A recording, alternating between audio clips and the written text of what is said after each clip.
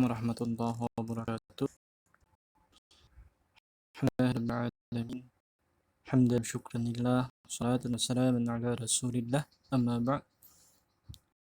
Wassalamu ala nabiyyina Muhammad wa alihi wa mawalah. Rekan mahasiswa program studi hukum tata negara UIN Antasari Banjarmasin yang dimuliakan oleh Allah Subhanahu wa taala, pada kesempatan kali ini izinkan saya menyampaikan salah satu hukum acara yang mana menjadi kewenangan Mahkamah Konstitusi, yaitu hukum acara hasil atau biasa disingkat dengan PHPU. Itu kewenangan Mahkamah Konstitusi yang mana telah dijelaskan sebelumnya adalah menyelesaikan perselisihan hasil pemilu. Jadi bahwa dalam rangka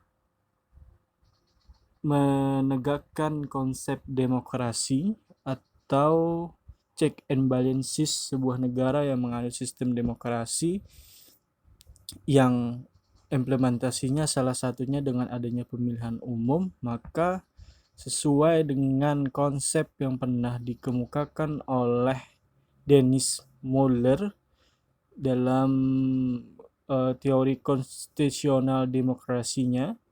Jadi dijelaskan bahwa kebaikan yang dibutuhkan rakyat yang harus diwujudkan oleh pemerintah diantaranya adalah perlindungan dari kejahatan, mendapatkan pendidikan, terhindar dari kemiskinan, dan lain sebagainya. Jadi untuk memenuhi kebaikan itu diharapkan komunitas rakyat dalam hal ini lewat pemilihan umum harus adanya lembaga yang menjamin terlaksananya pemilihan umum yang demokratis, yang memang sesuai dengan cita-cita negara.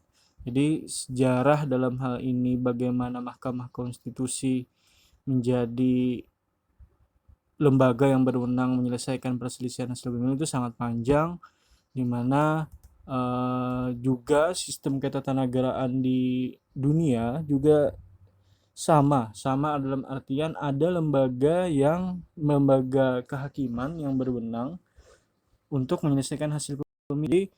Sebuah niscayaan setiap pemilu itu terdapat perselisihan, karena ini adalah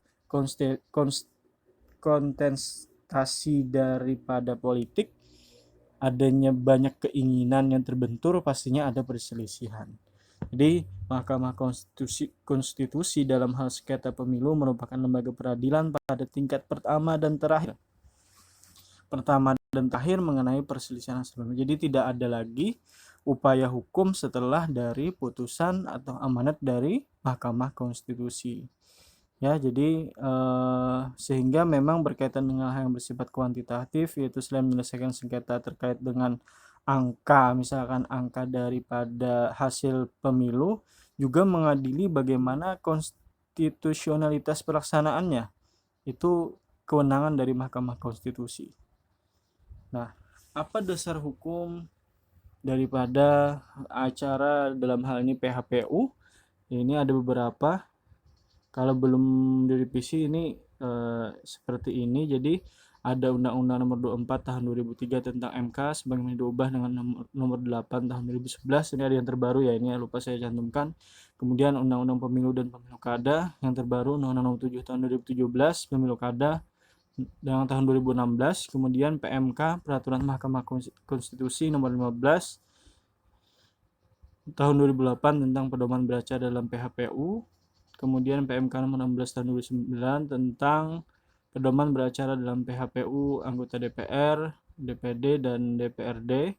Kemudian PMK Nomor 17 Tahun 2009 tentang PHPU Presiden dan Wakil Presiden. Nah, dasar hukum lain yaitu jurisprudensi dari putusan Mahkamah Konstitusi. Kita masuk kepada bagaimana dasar dan pengertian dalam hal ini perselisihan hasil pemilu dan kewenangan Mahkamah Konstitusi kaitannya dengan perselisihan tersebut. Jadi pasal 24C Undang-Undang Dasar Negara Republik Indonesia tahun 1945. Kemudian pasal 10 Undang-Undang MK nyatakan bahwa Mahkamah Konstitusi berwenang memutus perselisihan hasil pemilihan umum.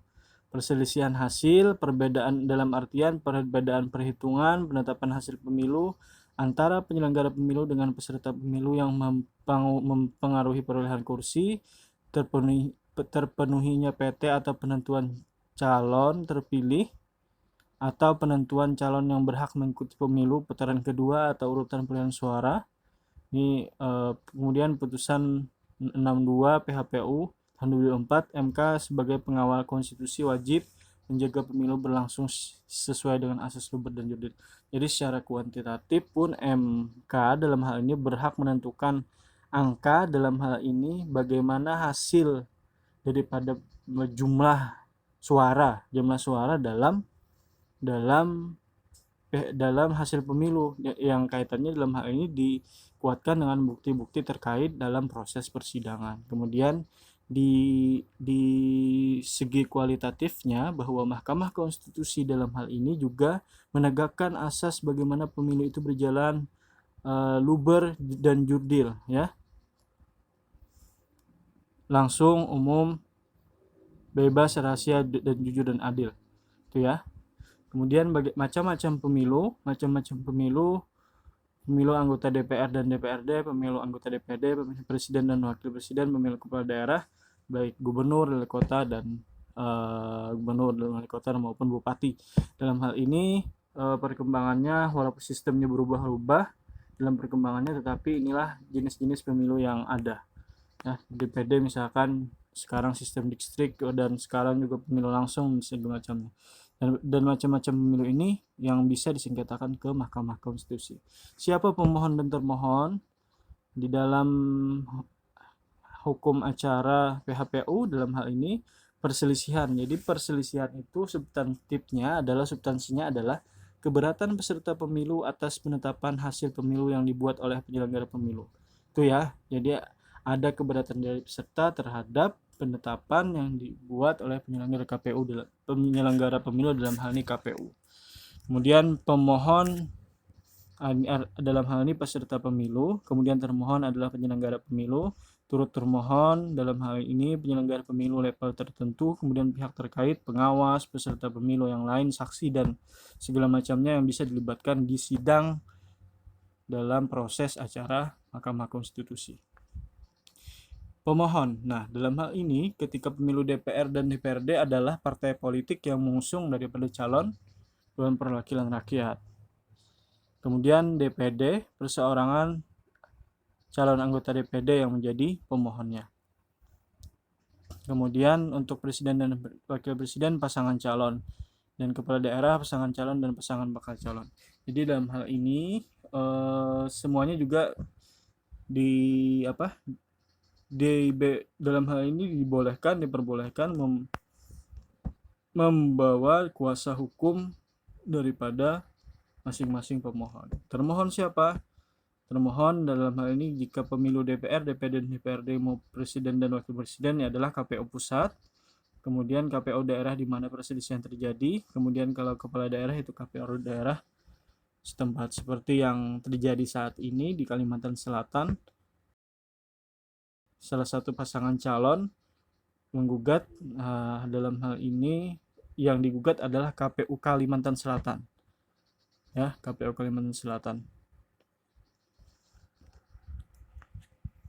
Begitu juga dengan Kota Banjarmasin, yang digugat adalah KPU Kota Banjarmasin. Nah, untuk permohonan diajukan secara tertulis dalam bahasa Indonesia oleh pemohon atau kuasanya kepada Mahkamah Konstitusi. Ini disebutkan pasal 29 ayat 1 Undang-Undang MK. Kemudian permohonan ditantangi oleh pemohon atau kuasanya dalam 12 rangkap. Pasal 29 di Undang-Undang MK yang ayat 2-nya. Kemudian permohonan setidaknya harus memuat pertama identitas pemohon, yang kedua menguraikan tentang perselisihan hasil pemilu yang menjadi dasar permohonan atau dalam hal ini posita, dan yang ketiga itu hal-hal diminta untuk diputuskan yaitu petitum, ya, petitum. Pasal 31. Kemudian permohonan harus disertai alat bukti yang mendukung permohonan. Nah, adapun isi dari permohonan tadi seperti ini identitas pemohon dan termohon yang dituju, posita atau fundamental petendi, isi yang di permasalahannya, kemudian kesalahan hasil perhitungan suara yang diumumkan oleh KPU dan hasil perhitungan yang benar menurut pemohon, itu termasuk posita tadi ya. Kemudian pelanggaran ini bagian dari posita ini ya, tanda ini salah. Nah, jadi pelanggaran pemilu yang terstruktur, masif dan sistematis. Kemudian keabsahan pasangan calon, kesalahan verifikasi pasangan calon ini yang bisa dimasukkan ke posita sini ya.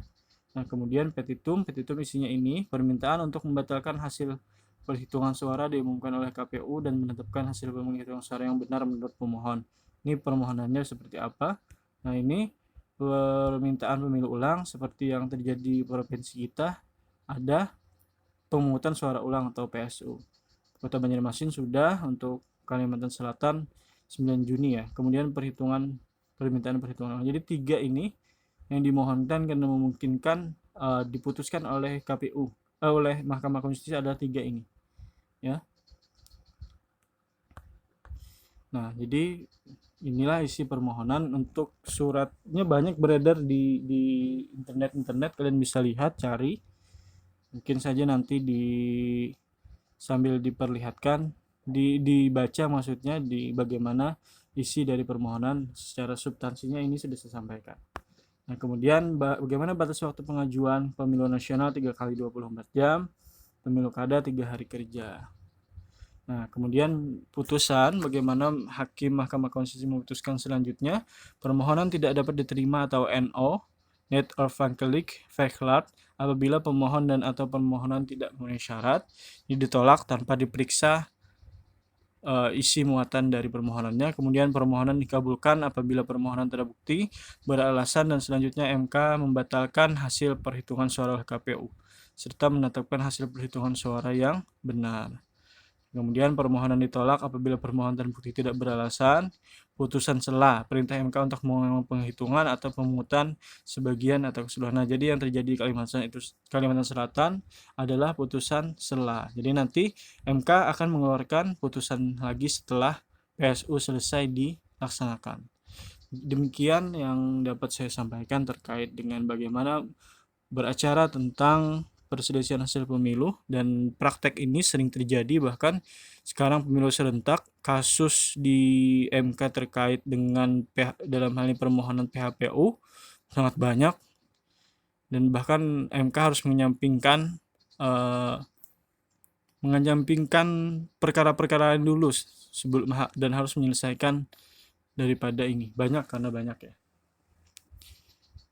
Demikian, semoga bermanfaat. Jika ada yang tidak dipahami, kita diskusikan. Nasrun minallahi wa fathun qarib wa basyiril mu'minin. Assalamualaikum warahmatullahi wabarakatuh.